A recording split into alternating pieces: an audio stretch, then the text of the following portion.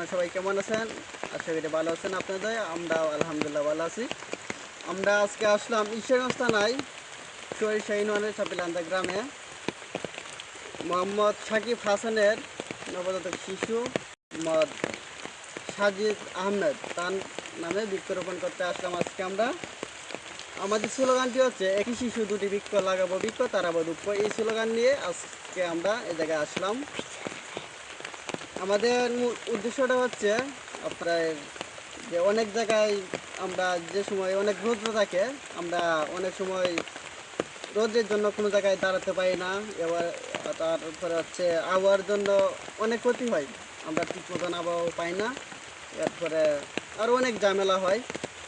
আচ্ছা, এখন হচ্ছে আমার যে বড় ভাই আছে তার কাছে আমরা জানতে চাচ্ছি যে আমাদের যে কাজগুলো আছে, যে বৃক্ষরোপণের কাজগুলো আছে, এটা ভাই কীভাবে দেখছি, যে ভাই যদি একটু বলতেন। আসসালামু আলাইকুম। জনতা ঈশ্বরগঞ্জ একটা সংস্থা, বিশাল বড় একটা সংস্থা। তার মানবতায় সেবায় কাজ করে। তারা দুটি করে বৃক্ষ দিয়ে থাকে একটি সন্তান হলে।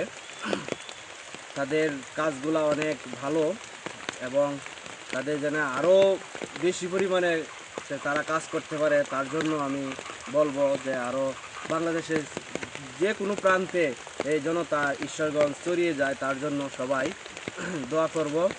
আমাদের ভিডিওটি দেখবেন, সবাই মতামত দিয়ে যাবেন যে আসলে আমাদের উদ্যোগটি আপনার কাছে কেমন লাগছে।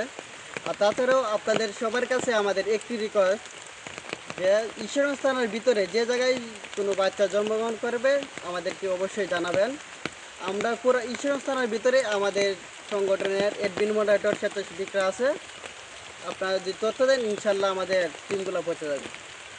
সবাই ভিডিওটা শেয়ার করে দিবে যাতে বাংলাদেশের সব জায়গায় মানুষ দেখতে পারে এবং তার সংস্থা থেকে সাহায্য সহযোগিতা নিতে পারে। ধন্যবাদ সকলকে।